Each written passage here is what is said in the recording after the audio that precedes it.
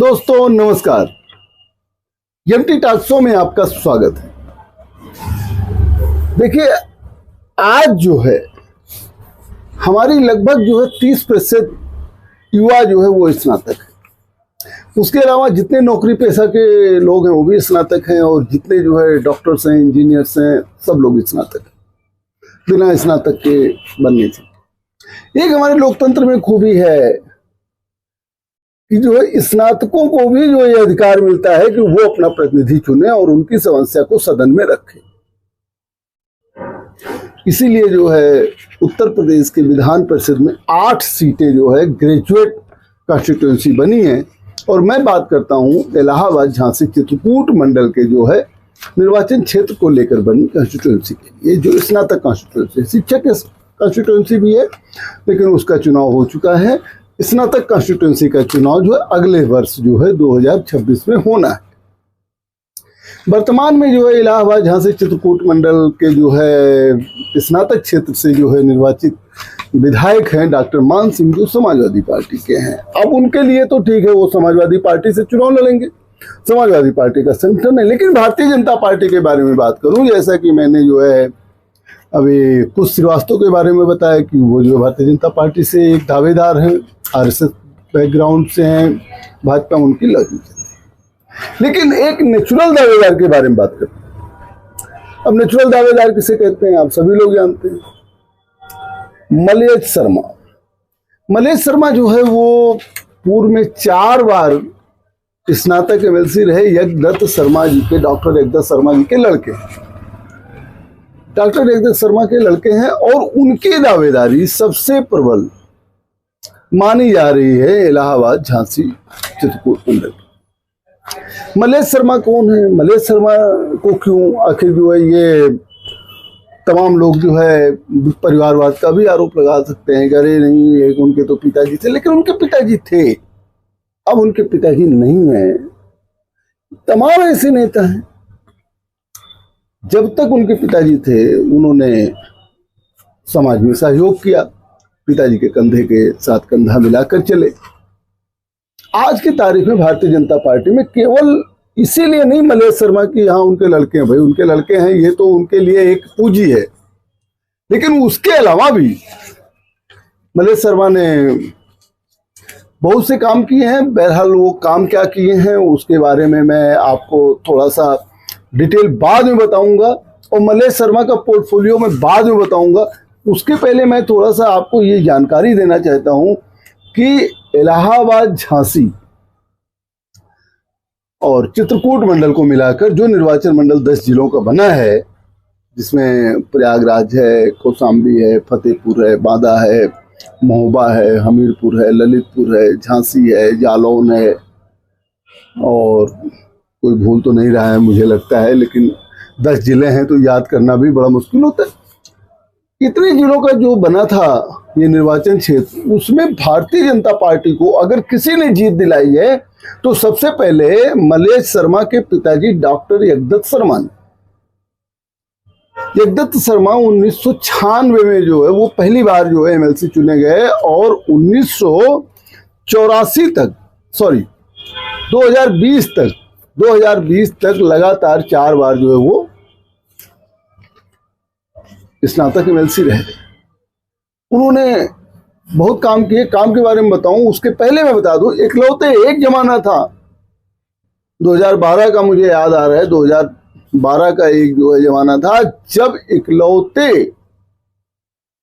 MLC के रूप में विधायक भारतीय जनता पार्टी से डॉक्टर यज्ञदत्त शर्मा ही थे और कोई सीट भाजपा नहीं जीती। आपको बताएं, भारतीय जनता पार्टी के बहुत वरिष्ठ नेता केसरीनाथ त्रिपाठी भी स्नातक का चुनाव लड़ चुके हैं इलाहाबाद झांसी मंडल से, लेकिन वे चुनाव नहीं जीत पाए। 2 बार लड़े थे, 1972 में लड़े थे जब जो है जेपी श्रीवास्तव चुनाव जीत गए थे। उसके बाद 1984 में भी वो लड़े थे लेकिन नहीं जीत पाए थे। लेकिन यज्ञदत्त शर्मा ने सबसे पहले भारतीय जनता पार्टी के प्रत्याशी के रूप में उन्होंने जीत दिलाई थी भाजपा को इलाहाबाद झांसी मंडल से। डॉक्टर यज्ञदत्त शर्मा के बारे में कहा जाता है कि वे काम बहुत करते थे। सबका काम करते थे। तहसील, 10 जिलों की जितनी तहसील है उसमें जो है अधिवक्ताओं के लिए शेड का निर्माण डॉक्टर जगदीश शर्मा ने कराया। जितने डिस्ट्रिक्ट कोर्ट हैं वहां पर भी अधिवक्ताओं के लिए 3 शेड का निर्माण जो है वो जगदीश शर्मा ने करवाया।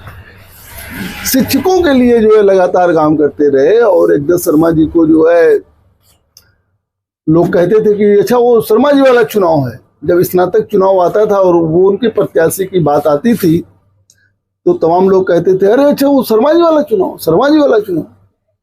वैसे शर्मा जी वाले चुनाव में एक थोड़ा सा भ्रम था क्योंकि उत्तर प्रदेश माध्यमिक शिक्षक संघ के अध्यक्ष ओपी शर्मा थे, उनको भी लोग समझ लेते थे डॉक्टर जगदीश शर्मा जी शर्मा लिखते ही थे, लेकिन उनका व्यक्तित्व था। मैं अभी एक विद्वान से मैंने पूछा कि एमएलसी प्रत्याशी, एमएलसी कैसा होना चाहिए, खास तौर से स्नातक एमएलसी। सुनिए उन्होंने क्या कहा। डॉक्टर जगदीश शर्मा ने स्नातक एमएलसी के रूप में जो अपनी पहचान बनाई और जो उन्होंने कार्य किए वो जिला कचहरी ही नहीं, इंटरमीडिएट कॉलेज के प्रधानाचार्य शिक्षक और अन्य स्टाफ ही नहीं, प्राइमरी के शिक्षक मात्र ही नहीं, तहसील के वकीलों के बीच में, गांव के बेरोजगार स्नातकों के बीच में उनसे एक उम्मीद की किरण देख करके लोग उनको वोट करते रहे और इसी वजह से वो अनेक बार इस पद को सुशोभित करते रहे। ये हम लोगों का दुर्भाग्य है कि वो हमारे बीच में नहीं है।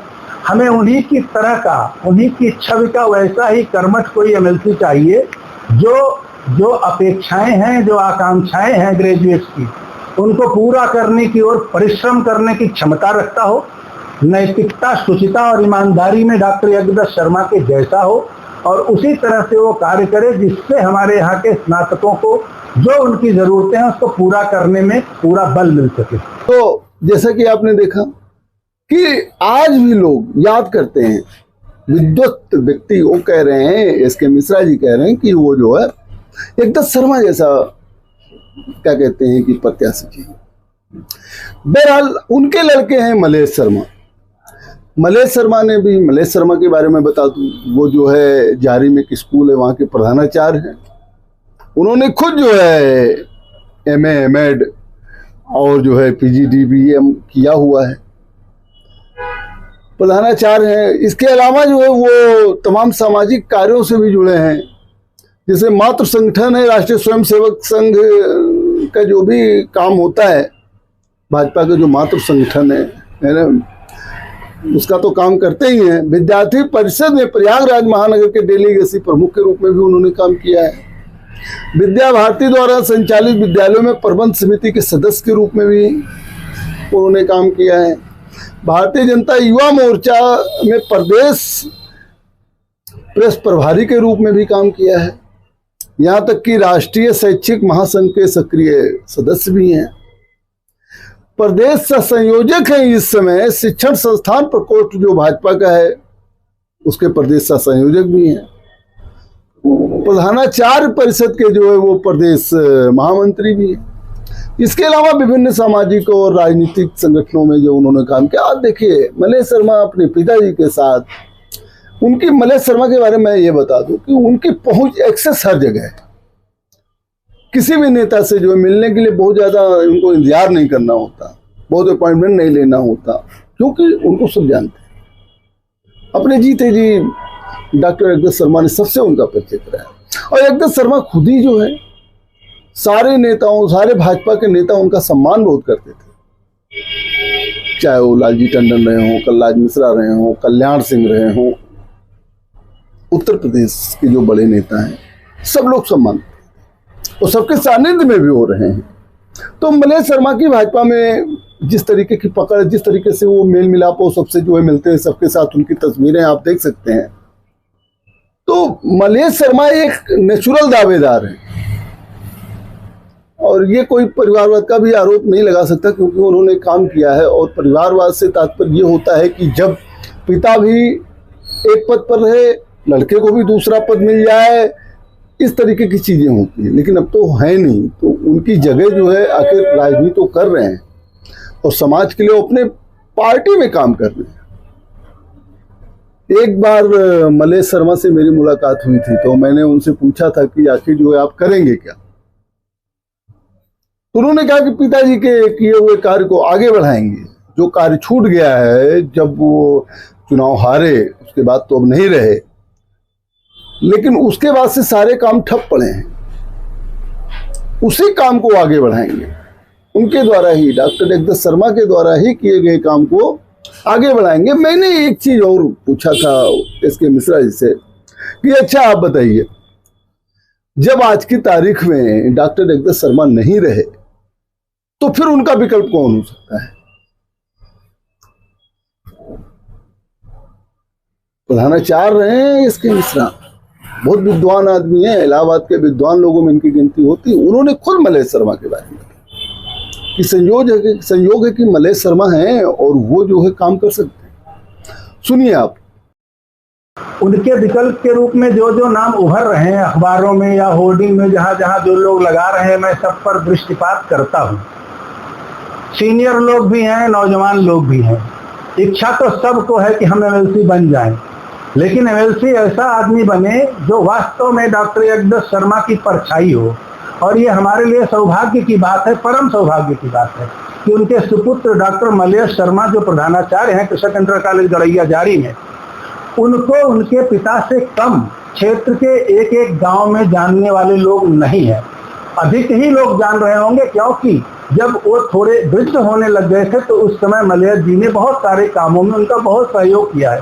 केवल इलाहाबाद में ही नहीं, जो 10 जिले हैं पूरे बुंदेलखंड में, फतेहपुर में, कौशाम्बी में, चित्रकूट में, महोबा में, बांदा में, झांसी में, ऐसा व्यक्ति जो घर घर में पहचाना जाता है, जाना जाता है। और यह सौभाग्य की बात है, संयोग की बात है कि इस समय भारतीय जनता पार्टी की हमारे यहाँ सरकार है।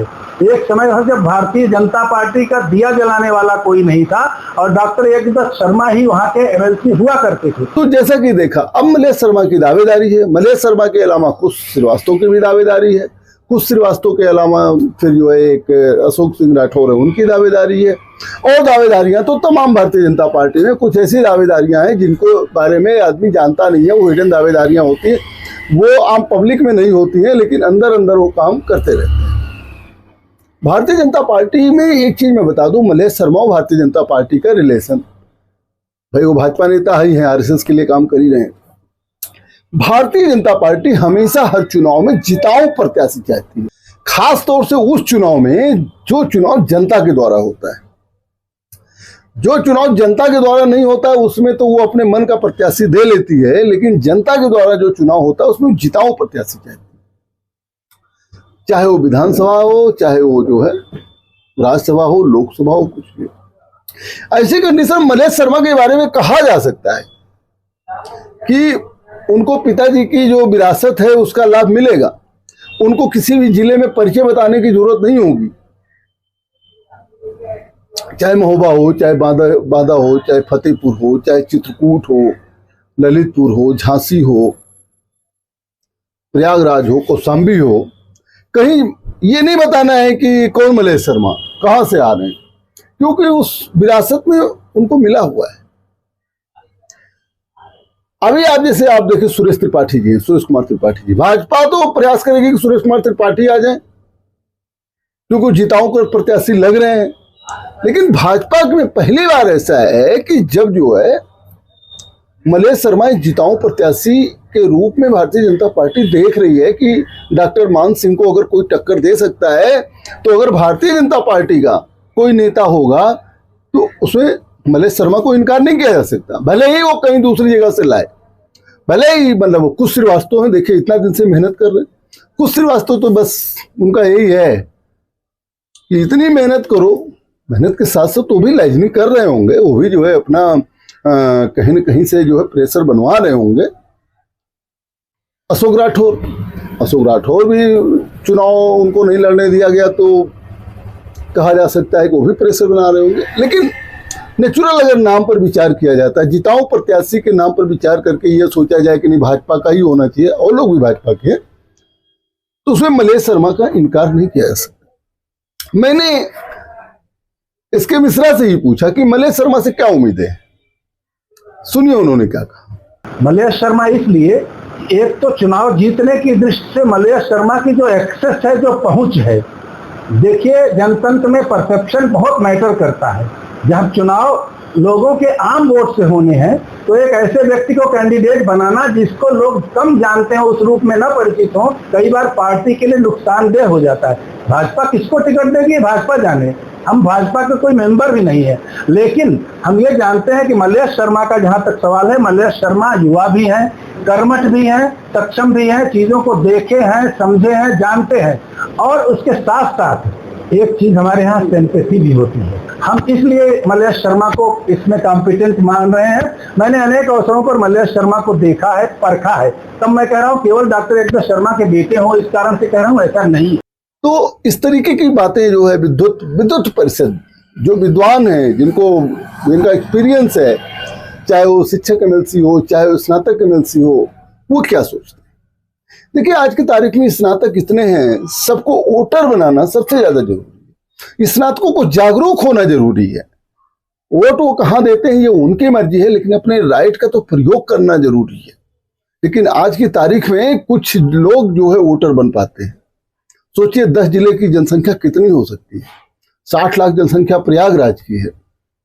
थोड़ा सा प्रयागराज बड़ा जिला है इसलिए यहाँ 60 लाख है, लेकिन 20 लाख से 30 लाख से कम जनसंख्या जो है किसी जिले की नहीं होगी। और अगर 30 लाख की जनसंख्या होती है और जिलों की, तो 2,70,00,000 जनसंख्या जो है वो शेष 9 जिलों में हो जाती है। और 60 लाख की जनसंख्या यहाँ 3 साढ़े 3 करोड़ की जनसंख्या में अगर 40% ग्रेजुएट हों, 30% ही ग्रेजुएट हों, तो भी 1,20,00,000 लगभग ग्रेजुएट होने चाहिए। 1,20,00,000 ग्रेजुएट में मात्र जो है लाख, 1.5 लाख, 2 लाख, पौने 2 लाख मतदाता बनते हैं। 10-20 लाख भी मतदाता नहीं बनते। बनना चाहिए। सारे नेता अब की बार प्रयास कर रहे हैं और उम्मीद है कि पिछली बार 1,64,000 मतदाता थे, इस बार ज्यादा बनेंगे। प्रत्याशी चयन कुछ भी हो, इतना जानिए कि समाजवादी पार्टी से डॉक्टर मान सिंह, भारतीय जनता पार्टी से चाहे वो मलय शर्मा हो, चाहे कुश श्रीवास्तव हो, चाहे अशोक राठौर हो, चाहे कोई अन्य हो, और माध्यमिक शिक्षक संघ से जो है सुरेश कुमार त्रिपाठी की तैयारी है ही है। हरिश्चंद्र पटेल भी जो है एक आ सकते हैं। मतलब चतुष्कोणीय लड़ाई होनी तय है, लेकिन मुख्य लड़ाई तो भारतीय जनता पार्टी और समाजवादी पार्टी में लग रही है। लेकिन सुरेश कुमार त्रिपाठी भी जो है बहुत ही स्ट्रॉन्ग, सबसे ज्यादा जो है स्ट्रॉन्ग, और सबसे ज्यादा उनका संगठन मजबूत, तो उनके पास संगठन ही है, बाहर का कोई संगठन नहीं, कोई राजनीतिक संगठन नहीं, वो गैर राजनीतिक से है। लेकिन राजनीति है, आगे क्या होगा। एक बार तो चर्चा चली थी कि जो है सुरेश कुमार त्रिपाठी भारतीय जनता पार्टी से भी प्रत्याशी हो सकते हैं। अब क्या है हकीकत है तो बाद में पता लगेगा। लेकिन आज की तारीख में मैं मलय शर्मा के बारे में बता रहा था कि उनको जो मजबूती मिल रही है वो उनके पिताजी के विरासत और खुद उनके द्वारा किए गए कामों से मिल रही है। क्योंकि उन्होंने, भाई हर पिता चाहता है कि उनका लड़का स्थापित हो। अब आप बताइए, अगर उनको नेपोटिज्म करना होता तो अपने जीते जी ही जो है स्थापित कर दिए होते, चुनाव लड़वा दिए होते, लेकिन उन्होंने ऐसा नहीं किया। और आज की तारीख में आम पब्लिक की भी डिमांड है। बहरहाल क्या होगा ये तो भारतीय जनता पार्टी को तय करना है। लेकिन जैसा कि मैंने बताया, मेरी मलय शर्मा से जब बात हुई तो उन्होंने कहा कि मैं युवाओं की बात को सदन में उठाऊंगा, और मेरे पिताजी उठाते रहे हैं, उन्होंने सिखाया है। विधान परिषद में नेता भी रहे हैं भारतीय जनता पार्टी के, उन्होंने बात को उठाया है, उन्होंने सदन में बातों को रखा है, सवाल को रखा है, वो मैंने सीखा है। चाहे युवाओं से संबंधित समस्या हो, शिक्षकों से संबंधित समस्या हो, स्नातकों से संबंधित समस्या हो, कर्मचारियों से संबंधित समस्या हो, 10 जिलों में जो है कोई समस्या हो, क्योंकि क्षेत्र भी बड़ा हो जाता है, उसको मैं सदन में उठाऊंगा। जहां तक हो सकता है व्यक्तिगत प्रयास करके मैं सही करूंगा।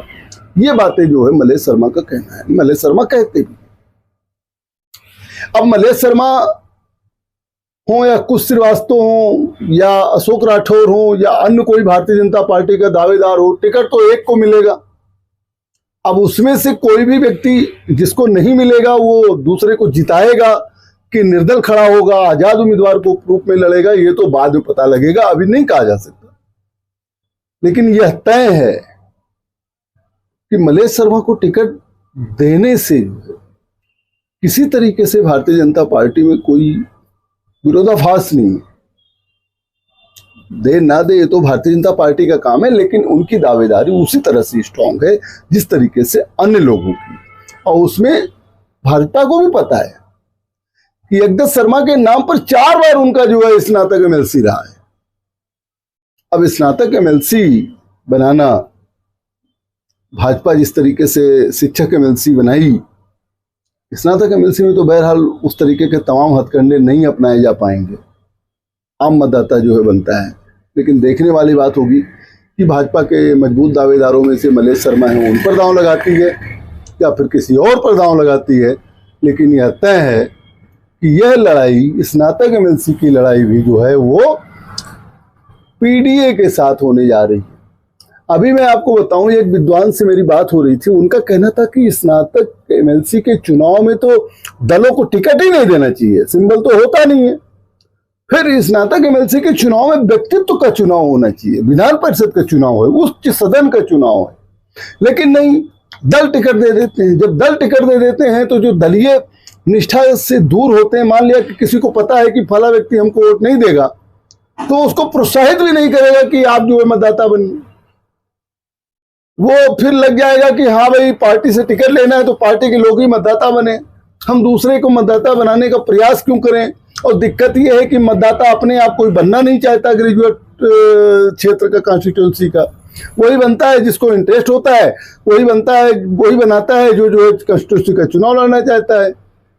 तो ऐसे कंडीशन में एमटी टाक्सो भी अपील करता है सारे ग्रेजुएट से, जो चाहे झांसी के हों, चाहे ललितपुर के हों, चाहे बांदा के हों, चाहे महोबा के हों, चाहे हमीरपुर के हों, चाहे कौशाम्बी के हों, चाहे फतेहपुर के हों, या फिर प्रयागराज के हों, जो इलाहाबाद झांसी चित्रकूट मंडल में पड़ता है, उनको जो है मतदाता जरूर बनना चाहिए। अन्य जिलों के भी जो है स्नातकों को मतदाता जरूर बनना चाहिए। मतदाता बनने में आप अपना एमएलसी चुनते हैं, आप उससे अपनी बात कह सकते हैं। खाली विधानसभा और विधानसभा का विधायक और लोकसभा का सांसद ही नहीं आपका प्रतिनिधि होता है, आपका एक प्रतिनिधि एमएलसी शिक्षक समाज से भी जुड़ा हुआ होता है और एक स्नातक समाज से भी जुड़ा हुआ होता है। शिक्षक समाज से जो शिक्षक एमएलसी होते हैं उनको केवल शिक्षक ही वोटिंग करते हैं, लेकिन स्नातक में तो every graduate can do vote, can cast their vote in favour of their liked candidate. तो आप तैयार होइए, मतदाता बनिए, किसको वोट देना है दिस इज योर राइट, लेकिन अपने हक को जो है प्राप्त करना चाहिए। और उम्मीद है कि जो भी प्रत्याशी जीतेगा वो युवाओं के हक की बात भी करेगा, चाहे वो डॉक्टर मान सिंह हो या भाजपा कोई प्रत्याशी हो, सुरेश कुमार त्रिपाठी हो या हरिश्चंद्र सिंह पटेल हो, कोई भी हो। तो आज के एपिसोड में बात ये थी भाजपा के कई दावेदारों में अब मलेश शर्मा की, जो यज्ञ शर्मा जी के लड़के हैं, और उनका कहना है कि जो है मैं अपने पिताजी के काम को आगे बढ़ाऊंगा। वही यज्ञ शर्मा जिन्होंने सबसे पहले भारतीय जनता पार्टी को इलाहाबाद झांसी चित्रकूट मंडल, तब तो चित्रकूट मंडल बाद में बना है, इलाहाबाद झांसी मंडल से जीत दिलाई। 10 लोकसभा और 42 विधानसभा है, छोटा क्षेत्र नहीं होता है, नेता को जो है बहुत दौड़ना पड़ता है, लेकिन ज्यादा वोट जो है वो प्रयागराज, फतेहपुर, कौशाम्बी और बांदा से बनते हैं। अन्य जिलों के भी जो है मतदाताओं को जागरूक होना है। भाजपा किसको टिकट देगी, मलेश शर्मा, कुश श्रीवास्तव, अशोक राठौर, या फिर बाहर से किसी को लाती है, फिर मैं आपको अपडेट करूंगा। देखते रहिए एमटी टॉक्स शो। बहुत बहुत धन्यवाद, बहुत बहुत धन्यवाद।